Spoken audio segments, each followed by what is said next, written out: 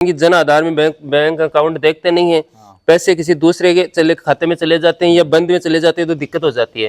हाँ, तो ये बड़ी अच्छी जानकारी आ गई कि बैंक अकाउंट वाला वो सही रहना चाहिए। जैसे हाँ, पे सरकार हर पे सब्सिडी दे रही है। ये है कि लोग गांव में विश्वास नहीं कर रहे हैं उस चीज के लिए कि उनको नॉलेज नहीं है। मेरा कहने का मतलब है कि शहर में उनको इतना पता नहीं है जितना गांव वालों को है। तकनीकी गलतियां मान लो या किसी वजह से सर्वर नहीं चल रहा, वो मित्र वाला ने जमा नहीं किए, फिर वो इश्यू आता है। तो अपने को उसका सिंपल सा रखना है कि भाई अपने को कंप्यूटराइज रसीद ले लो।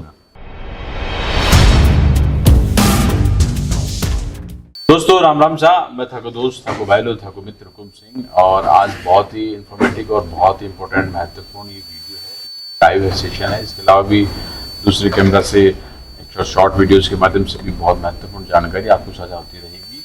और हमारे राइट साइड में प्रदीप शर्मा जी हैं, तो आप लोग ई मित्र सेवा के माध्यम से देखते रहते हैं। और दूसरी साइड में हमारे जाखड़ साहब हैं, सुनील जाखड़ साहब हैं, जो क्षेत्र के साकू गाँव के हैं, प्रदीप जी बुढ़वासी के हैं। और ये वीडियो बेसिकली आप जो जीवन के इस समय सबसे महत्वपूर्ण पार्ट आधार और जन आधार जो कार्ड होते हैं, जो आदमी की आइडेंटिफिकेशन से जुड़ी हुई तमाम जो सरकारी योजनाएं हैं, उन योजनाओं को लेकर बड़ी महत्वपूर्ण उनके बिहाफ पर ही सब कुछ है। और तमाम अन्य जो सरकारी योजनाएं हैं, किस तरीके से हम लाभ ले सकते हैं, किस तरीके से इनका महत्वपूर्ण योगदान है, और तमाम जो योजनाएं हैं उनसे किस तरीके से कनेक्ट है, बहुत अच्छी ये जानकारी साझा करेंगे। प्रदीप जी और जाखड़ साहब तन दुनिया बहुत बहुत धन्यवाद, सबने दिया हुआ है। अच्छा, तो अब आप स्टार्ट करें कि भाई पहले लोग सोचते हैं आधार कार्ड बनूंगा बता भी ठीक है, लेकिन जन आधार भी महत्वपूर्ण है और हो चुके हैं, तो वो क्या कनेक्ट हुए और जानकारी मेरे साथ स्टार्ट करा आप। जानकारी के लिए सबसे पहले तो मैं सभी दर्शकों नमस्कार। मेरा नाम है Pradeep Sharma, founder of CEO happy to help you technology private limited. मैं ई गवर्नेंस जो प्रोजेक्ट है अपने गवर्नमेंट को ई मित्र आधार के अंदर लोकल सर्विस प्रोवाइडर के रूप में कार्य कर रहे हैं। और आज के समय पर सबसे ज़्यादा जरूरी है व्यक्ति को आधार कार्ड भी से ही सारा डॉक्यूमेंट कनेक्ट ही। और अगर आपने आधार कार्ड में कोई भी सूचना गलत है तो अदर डॉक्यूमेंटा के अंदर अपन भी किसी चीज को बहुत बड़ा इश्यू आ रहा है आज के समय में। तो अपन आज सब चीज़ों के लिए सबसे ज्यादा जरूरी है कि अपना आधार कार्ड के अंदर अपना नाम, अपनी डेट ऑफ बर्थ और अपना वर्तमान में जो लेटेस्ट अपना मोबाइल नंबर है जो चालू ही वह जुड़ेड़ा होना जरूरी है।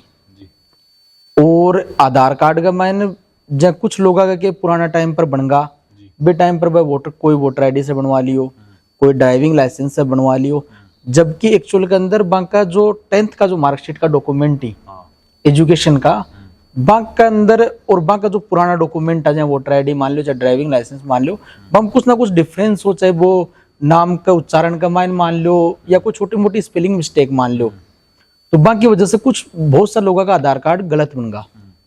पच में लोग अपडेट कराने के लिए आप लोगों का आता रहे। हाँ, आता रहे। तो बिक अंदर बा लोगों ने 2-3 चीज़ों को ध्यान रखना है। आज के समय थारी 10th की मार्कशीट का आधार पर या कोई एजुकेशन का कोई भी डॉक्यूमेंट का आधार पर आप अपनी वोटर आईडी के अंदर नाम करेक्शन करवा सका इजी गोइंग। अच्छा। आज का टाइम पर सबसे इजी डॉक्यूमेंट का मैन वोटर आईडी के अंदर नाम करेक्शन हो जाए। तो आप नाम करेक्शन आप वोटर आईडी में करवा के 20 आप अपना आधार कार्ड में नाम को संशोधन सही करवा सका। जो आधार कार्ड के लिए नाम चेंज के लिए सबसे अच्छा डॉक्यूमेंट है जो आदमी इजी गोइंग बनवा सका। आप बता रहे हो कि वोटर आईडी वो बेस हो, वो भी को बेस बन सका। आप के समय में आने वाले टाइम में वोटर आईडी भी आधार कार्ड से बनने लग जाए, जिस दिन वो बेस खत्म हो जाएगा। तो फिर जैसे मान लीजिए कि तब तक ये जो करेक्शन है कंप्लीट हो जाएगा। हाँ, तब तक सारे कंप्लीट हो जाएंगे क्योंकि हर चीज डॉक्यूमेंटेशन अभी पूरा उस तरीके से लगी हुई सरकार भी कि हर डॉक्यूमेंट आधार से लिंक हो जाए व्यक्ति का। मान लीजिए जाखड़ साहब ने कोई इनका आधार कार्ड गलत बन गया, हाँ, तो अब ये कैसे सुधारेंगे? अब की मार्कशीट उनमें गलत नाम था, तो नाम गलत होने के साथ अब अपने आधार कार्ड में नाम करेक्शन के लिए उसकी फोटो आईडी चाहिए अपने को। फोटो आईडी चाहिए, स्टैंडर्ड आईडी फोटो। हाँ, वो पैन कार्ड हो सकता है स्टैंडर्ड आईडी में, है ना। हाँ, पासपोर्ट नहीं बना हुआ तो फिर तो वो नहीं होगा। तो आप लोग जो इसके आप बता रहे हो कि जो मतदाता पहचान पत्र है, हाँ, वो यूज कर सकते हैं। वो यूज करने के लिए सबसे इजी डॉक्यूमेंट, क्योंकि अपन जब मूल निवास जाति प्रमाण पत्र बनवाने जाते हैं तब वो भी क्या आधार से लिंक हो गए अब सारे हो गए। तो जैसे मैंने देखा है कई मतदाता ऐसे भी हैं जिन्होंने दो जगह अपनी मतदाता सूची में नाम जुड़ा रखा है। अब आधार कार्ड उससे लिंक हो गया तो उसके एक ही मतदाता सूची के अंदर वो वोटिंग भी कर पाएगा और आगे एक ही वोटर आईडी उसकी एक्टिव रह पाएगी, दूसरी निष्क्रिय हो जाएगी आने वाले समय में। आने वाले समय में होगा ये। वैसे हाँ, इसमें प्रोसेस तो चल चुका है। हाँ, चल चुका है, लेकिन अभी समय लगेगा इसमें। ठीक है, समय लगने के पीछे कारण क्या है? ये करेक्शन की एक लंबी प्रक्रिया है। पूरी लंबी प्रक्रिया भी है। दूसरी बात है, वोटर आईडी के अंदर अभी तक आधार की अनिवार्यता नहीं की है, वो अपनी मर्जी से जुड़वा सकता है।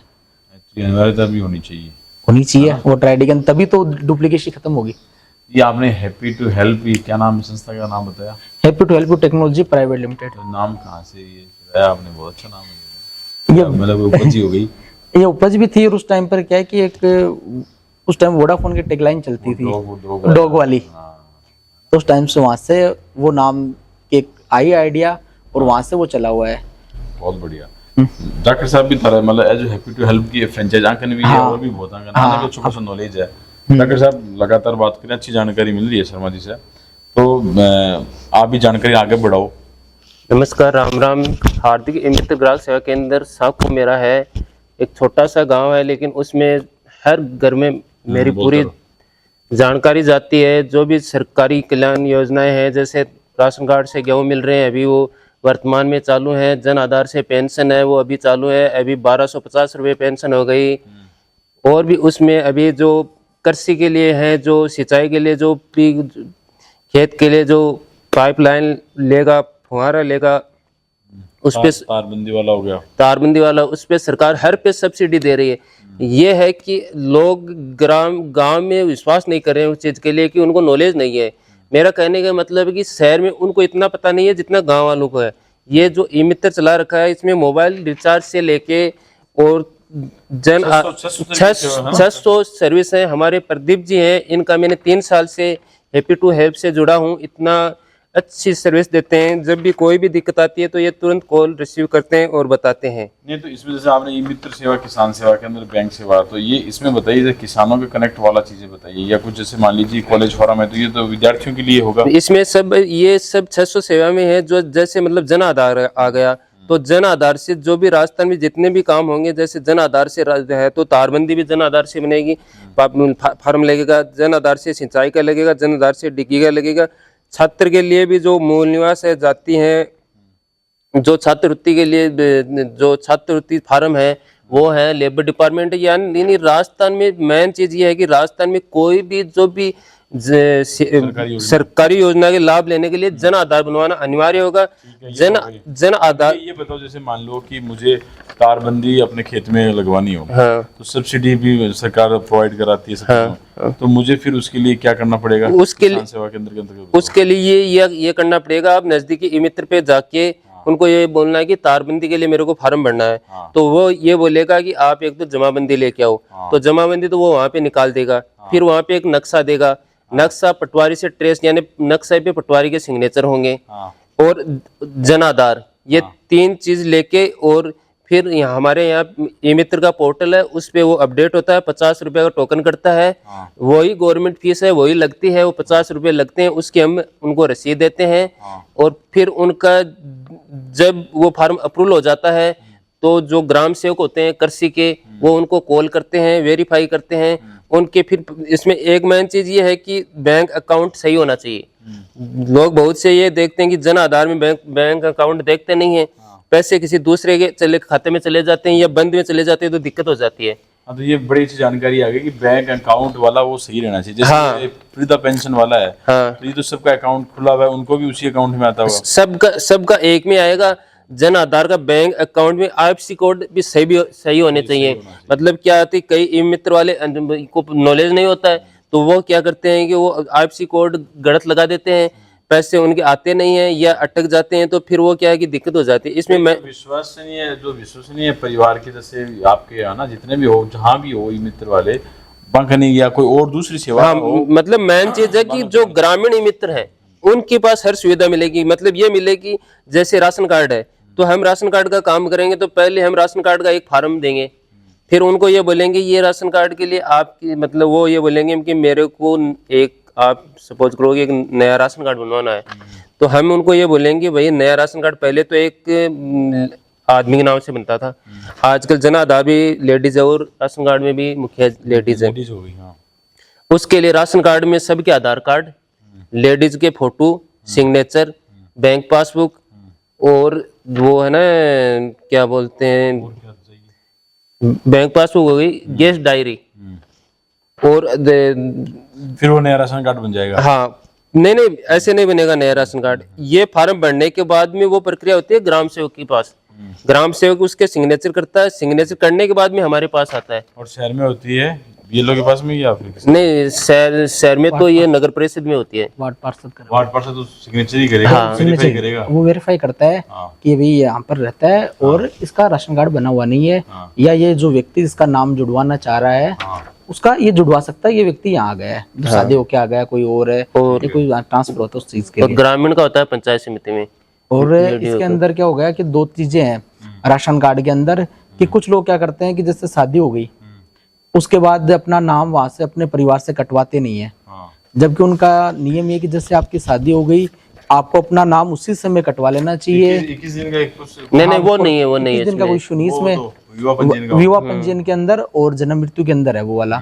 लेकिन राशन कार्ड के अंदर भी अपने को ये करना चाहिए कि जैसे अपन थोड़ा सा शादी से फ्री हुए उसके बाद अपने को अपना राशन कार्ड के अंदर जैसे मेरी सर्टिफिकेट बन के अपने को अपना नाम कटवाना है, राशन कार्ड से भी कटवाना है और जन आधार कार्ड से भी कटवाना है। राशन कार्ड से नाम कटवा के आप ई मित्र से एनओसी लोगे और आपके जहाँ ससुराल है वहां पर जाके अपना नाम ऐड करवाओ। एक तो ये मैरिज वालों को करना है। दूसरा, जैसे आपका मैरिज सर्टिफिकेट बनता है तो आपको अपना नाम है वो एक जन आधार कार्ड से आपका जो ससुराल का जन आधार कार्ड है उसमें शिफ्ट करवानी चाहिए। अब लोगों को क्या दिक्कत आती है, लोग अभी समझते नहीं इन चीजों को, फिर उनको कभी किसी दिन कोई डॉक्यूमेंट की जरूरत होती है, वो उस दिन चाहते हैं कि हमारा नाम आज एक दिन में वो ट्रांसफर हो जाए, वो पॉसिबल हो नहीं पाता। उसमें टाइम लगता है। महत्वपूर्ण जानकारी है।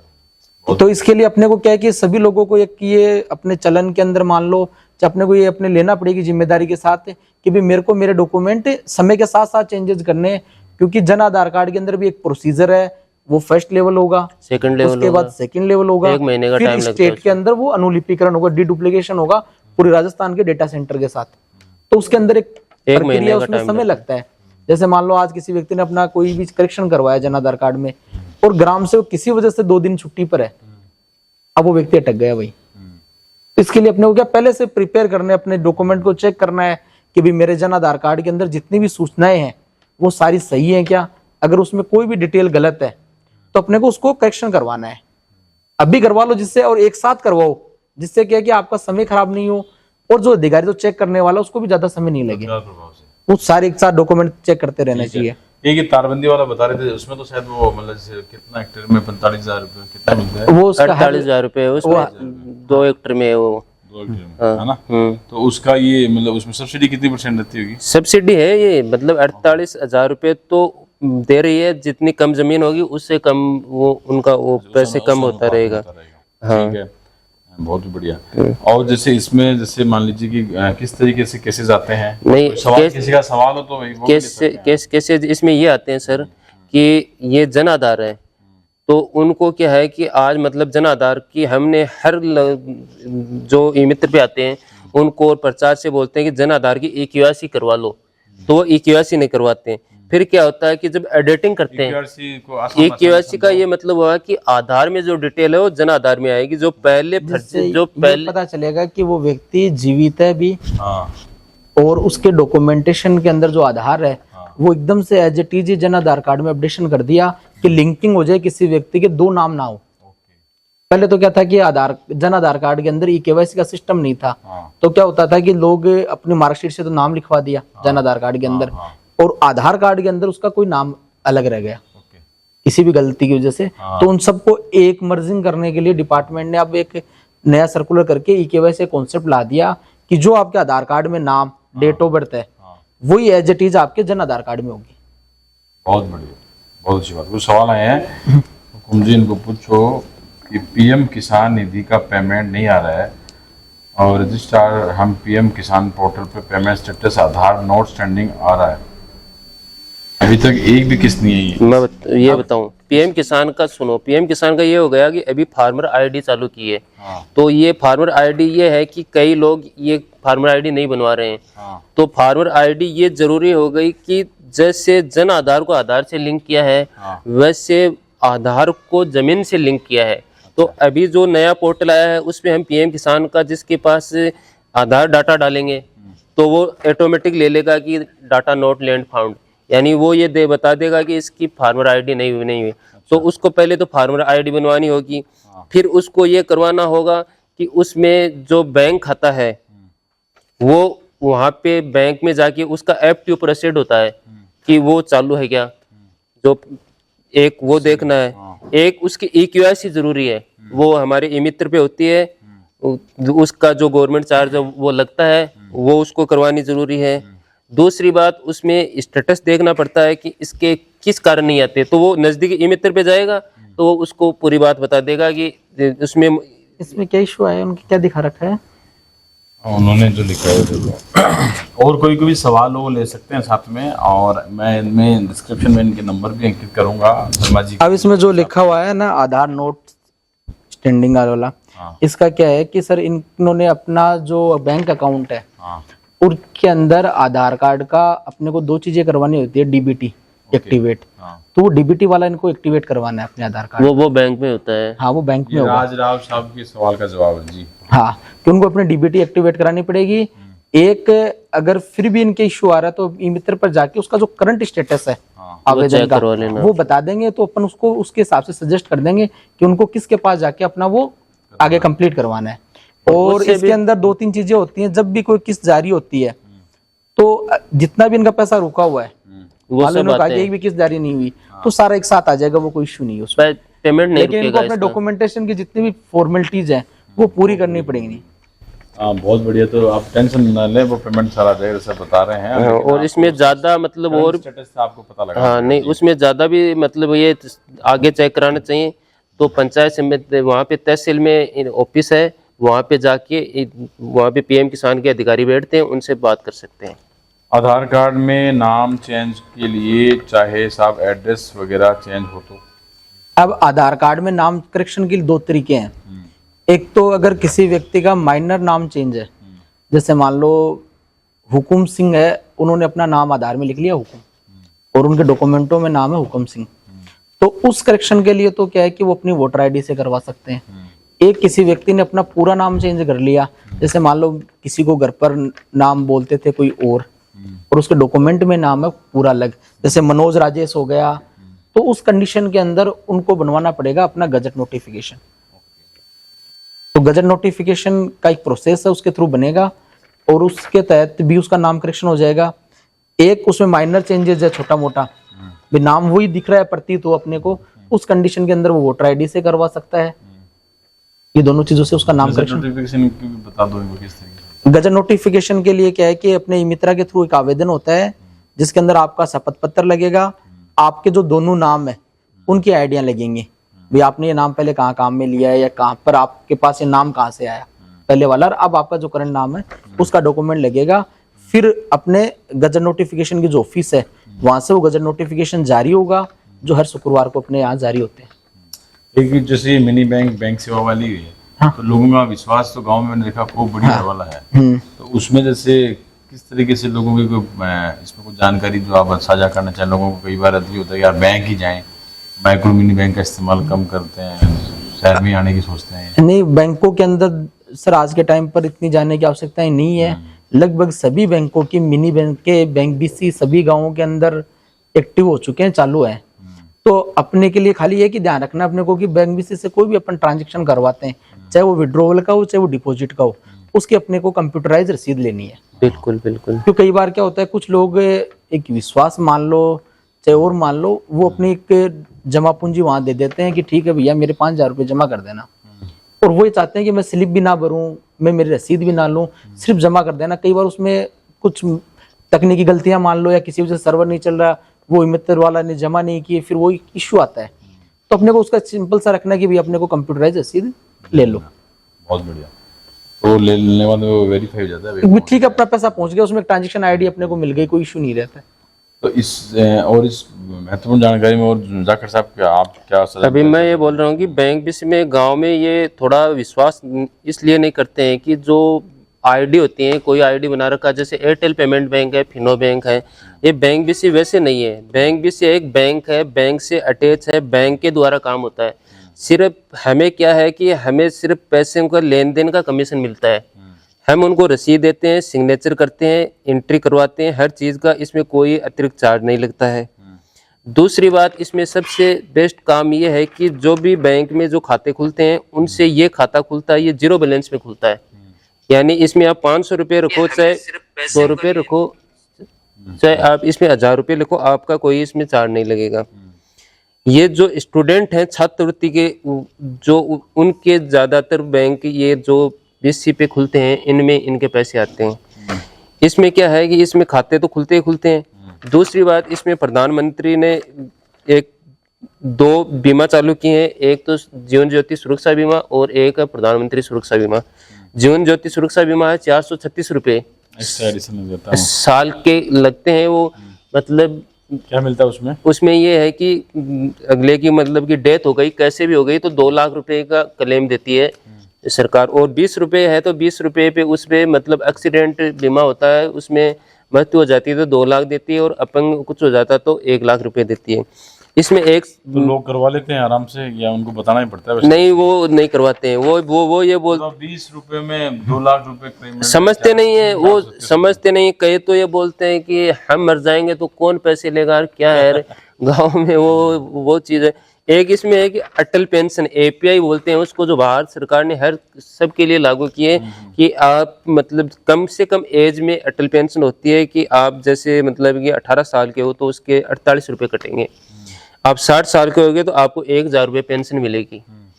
उसमें ये है कि अब मतलब कि 18 साल से 60 साल के बीच में मतलब कि किसी एक की मतलब वो जो पेंशन मान लो मेरी है, किसी की भी है, वो चला गया तो उसका वो नॉमिनी है, वो उस पैसे भरेगा, उसको वो पेंशन 60 साल के बाद में उसको 1000 रुपये मिलेंगे।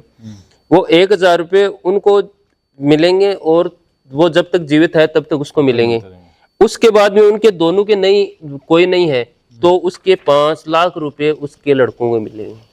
बहुत बढ़िया, अच्छी जानकारी, बहुत बढ़िया डॉक्टर साहब, जोरदार बताया। ये राजेश जी शायद कन्विंस नहीं हुई, कह रहे हैं कोई एड्रेस चेंज करवाना है तो एक जगह से दूसरी जगह, उसके लिए क्या? एड्रेस के लिए उनको अपना मूल निवास, राशन कार्ड, वोटर आईडी, कोई भी ऐसा डॉक्यूमेंट हो जिसके अंदर उनका नाम सही होना चाहिए और जो वो एड्रेस करवाना चाह रहे हैं उसका प्रूफ चाहिए।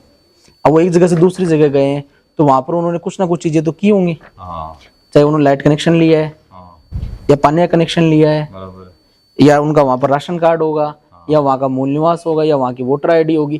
कोई भी एक एड्रेस प्रूफ डॉक्यूमेंट होना चाहिए उनके पास, और जो लेटेस्ट हो, और उसके आधार पर उनके आधार कार्ड में नाम करेक्शन हो जाएगा। लेकिन जो भी डॉक्यूमेंट हो उसके अंदर उनका खुद का नाम भी सेम होना चाहिए। बहुत बढ़िया, उम्मीद है उनको जवाब मिल गया है। और इसके अलावा कोई इन्फॉर्मेटिव आप जानकारी साझा करना चाहें? मेरा सभी व्यक्तियों से निवेदन रहेगा कि वो अपने जो एजुकेशन डॉक्यूमेंट हैं उनके आधार पर अपने आधार कार्ड के अंदर अपनी करेक्शन करवाएं, चाहे उसके नाम की करेक्शन हो, चाहे उसकी डीओबी की करेक्शन हो। ये चीज़ें उसको ज़रूरी हैं। एड्रेस में इतना समय नहीं लगता, एड्रेस के लिए अपन उसमें गजट अधिकारी का नोटिफिकेशन का भी ऑप्शन दे रखा है, अपन उससे भी करवा सकते हैं। लेकिन अपने को नाम और जो डीओबी है उसके अंदर समय लगता है। एक नाम और डीओबी के अंदर एक बार से ज़्यादा करेक्शन नहीं होता है, तो वो लोगों को दिक्कत आती है बाद में। अगर अपन ने आज एक बार भी गलत लिखवा लिया, या अपन ने बिना अपने एजुकेशन डॉक्यूमेंट के चेक किए हुए किसी भी एक दूसरे डॉक्यूमेंट की वजह से अपन ने को एक दिन चाहिए था कि चलो आज ये नाम चाहिए, अपन ने दूसरी आईडी दी, नाम चेंज करवा लिया और अपन ने अपने डॉक्यूमेंट चेक किए नहीं, फिर पता चला कि मेरे तो एक्चुअल के अंदर ड्राइविंग लाइसेंस के अंदर ही नाम गलत था।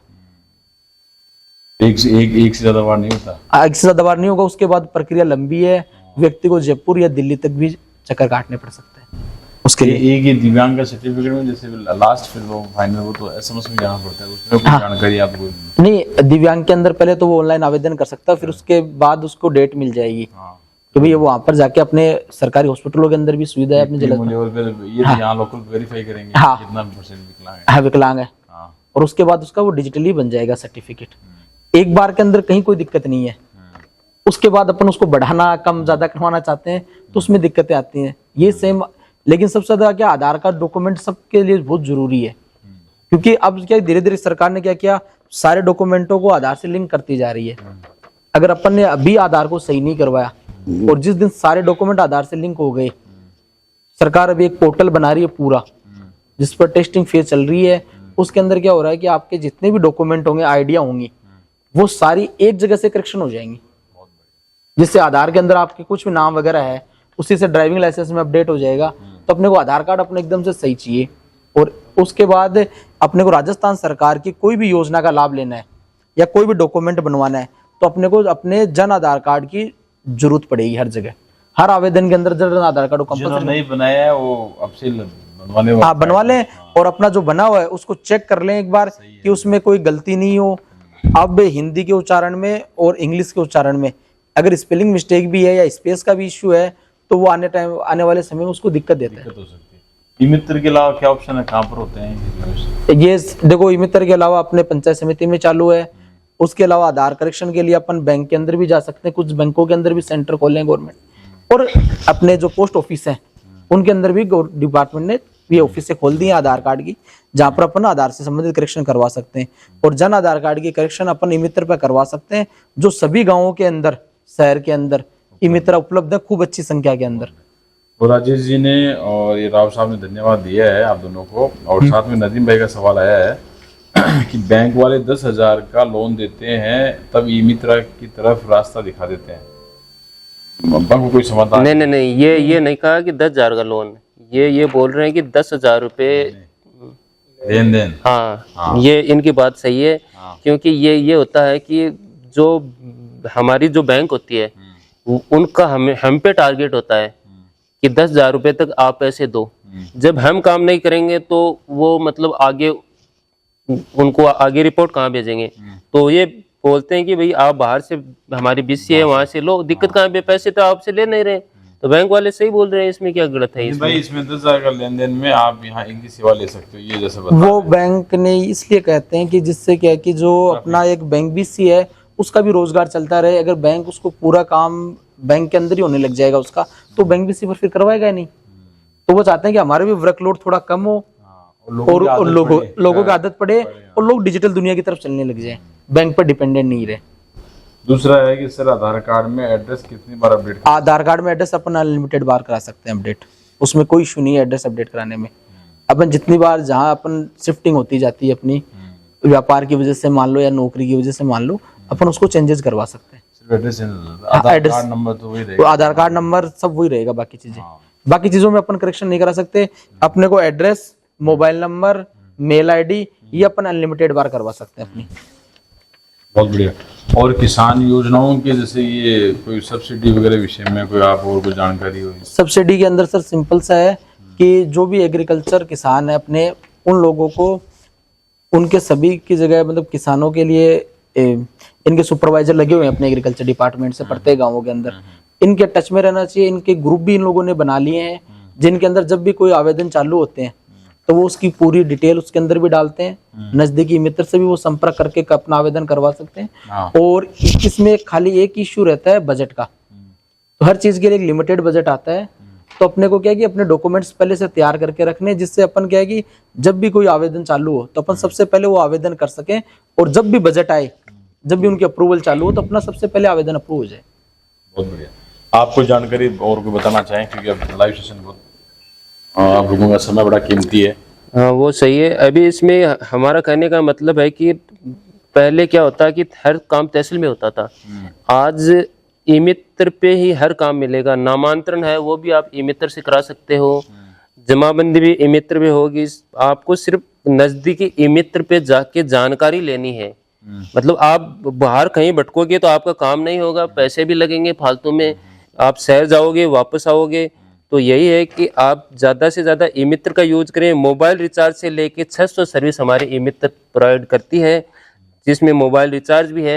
आप फोन पे से रिचार्ज करोगे 2 रुपये एक्स्ट्रा लगेंगे। मोबाइल आप लोग नहीं लेते, वो भी कुछ नहीं लेते हम, सरकार प्रोवाइड कर रही है। ई मित्र पे विश्वास तो सबको है, लेकिन 99% सही भी है, परंतु OTP वगैरह जाओ कोई मतलब की लेवल की चीटिंग कर सके, अब भी ध्यान रखे आदमी। पर भी कोई बताओ आदमी देखो सर, एक तो क्या है कि आप हमने हर जगह ई मित्र खोल दिए।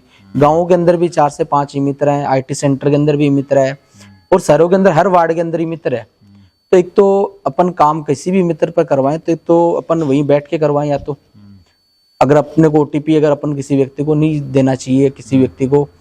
दूसरी बात, अगर अपन OTP दें भी तो आप कभी भी कोई भी ओटीपी ले तो जब भी आपके पास फोन आए तो एक बार अपनी कॉन्टेक्ट लिस्ट में जरूर देखें कि जिस व्यक्ति ने मेरे को ओटीपी पूछ रहा है क्या वो व्यक्ति वही कॉल कर रहा है। कई बार क्या होता है कि अपन ट्रू कॉलर से देख लेते हैं ठीक है ये नाम आ गया और अपन उसको ओटीपी बता देते हैं, एक्चुअल के अंदर वो व्यक्ति होता ही नहीं है। तो इसलिए अपने को ध्यान रखना कि अपने पास वो कॉन्टेक्ट सेव हो उस व्यक्ति का जिसको अपन ओटीपी बता रहे हैं।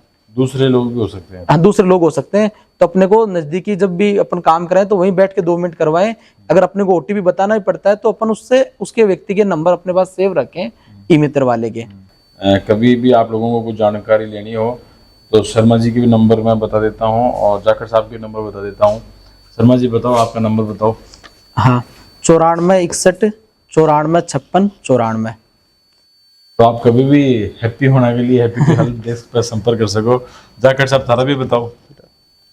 हाँ सर, मेरा हार्दिक मित्र ग्राहक सेवा केंद्र साकू में ई मित्र है, सुनील जाखड़ नाम है। नंबर है 99 82 07 84 94 और 015 73 225 494। कोई भी ई मित्र की जानकारी हो बात है, संपर्क कर सको, कभी भी संपर्क कर सकते हो। आपको बेफिक्र फ्री सेवा दी जाएगी इसके लिए। बहुत बढ़िया। और कितना थारा हैप्पी टू हेल्प के अंतर्गत कितना है जी ई मित्र? लगभग 3000 मित्र अपना रनिंग है फिलहाल। बहुत बढ़िया। पर उस भी जहाँ काम कर रहे हैं सर में और बाकी यहाँ की जो सेवा भाई मतलब कोई भी रिपोर्ट होती है आपको सरकार को आपको करनी पड़ती है ना? हाँ, हमारा काम में मकसद ये रहता है कि जब भी कोई आवेदन चालू होते हैं सरकारी योजना के, उस आवेदन का क्या होता है कि वहां से एक सिस्टम से उन्होंने बना दिया सॉफ्टवेयर या फॉर्म बना दिया, चालू कर दिया, लेकिन एक्चुअल के अंदर फील्ड से उसके संबंधित क्या क्या इश्यू आ रहे हैं हम उनको सारे मित्र कियोस्क धारकों से लेके उसको एनालिसिस करके एक जाई रिपोर्ट करके हम हमारे डिपार्टमेंट के जो मित्रा के जो मेन टीम है जयपुर की उनको दे देते हैं। वो फिर संबंधित डिपार्टमेंट से सामंजस्य करके उसके अंदर आवेदन के अंदर वो सुधार करवाती है, चाहे वो किसी भी तरीके का हो। जैसे अभी अपन एक छोटा सा उदाहरण ले लेते हैं NFSA का, तो राशन कार्ड की टीम ने अपना फॉर्म चालू कर दिया, तो उसके अंदर क्या कि जन आधार कार्ड की शेडिंग नहीं थी फर्स्ट डे, आधार कार्ड की शेडिंग का इश्यू आया। फिर हमने उनसे निवेदन करके वो शेडिंग ब्लॉक लेवल पर, अपने पंचायत समिति लेवल पर, नगर पालिका लेवल पर चालू करवाई। पहले वो खाली डिस्ट्रिक्ट लेवल पर थी। फिर हमने उनको मतलब वो एक समझाया सर टीम को वहां पर कि सर एक व्यक्ति गांव से चल के डिस्ट्रिक्ट लेवल तक नहीं जा सकता, खाली तो शेडिंग ग्राउंड लेवल की हकीकत तो आप लोग ज्यादा अच्छे से जानते हैं ना। तो हम क्या करते हैं कि मित्रा से बात करके या सॉफ्टवेयर जो भी तकनीकी समस्याएं होती हैं उनको संबंधित डिपार्टमेंट को देते हैं। कोई भी अगर इश्यू लगता है हमें, जैसे क्या होता है जब अपने यहाँ 2 नगर पालिकाएं नहीं बनी, जाखड़ और ढूंढोद, तो लगभग वहां पर 3 से 4 महीने तक राशन कार्ड का काम नहीं हुआ था। अब हो गया। फिर हमने डिपार्टमेंट से करके DSO साहब से वार्ता करके, हमारे प्रोग्रामर मैडम है विनोद जी, उनसे सामंजस्य करके वो सारी ऑफिस से क्रिएट करवाना उनकी और उसको फिर चालू करवाया। बहुत ही अच्छी जानकारी, इन्फॉर्मेटिव शानदार वीडियो जो मैं प्रयास किया और अन्य भविष्य में भी यही कोई जानकारी होगी आप लोग भी कमेंट कर सको और कोई जानकारी आप लोगों ने लेनी है कमेंट बॉक्स में करियो और ये भी रिप्लाई दे देगा, निवेदन कर दिया उस समय बड़ो महत्वपूर्ण फोन आ जाए। इसके अलावा भी वो सेशन दोबारा करता रहे और आगे नंबर भी आप लोग खुद भी बताया है तो आप लोगों को लाभ दे सको।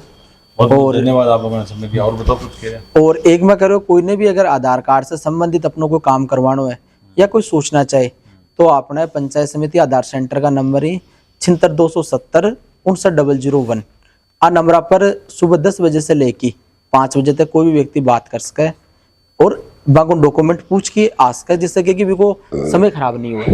वो बार फोन करके पूछ ले कि सर मन को काम करवाना है तो एक मन के डॉक्यूमेंट चाहिए, तो भी हिसाब से वो डॉक्यूमेंट की बात डॉक्यूमेंट लेकर आएगा और डॉक्यूमेंट में कमी रहे तो कैसे पूर्ति करेगा वो भी सब तरीके सजेस्ट करते हैं। एक दूसरे को कोऑपरेटिव सब लोग हैं, तमाम ई मित्र, मैं उम्मीद कर रहा सब लोग यही काम करें हैप्पी टू हेल्प के हिसाब से और भी जैसे साथी लोग लाग रहे हैं। अगेन आपको बहुत बहुत धन्यवाद।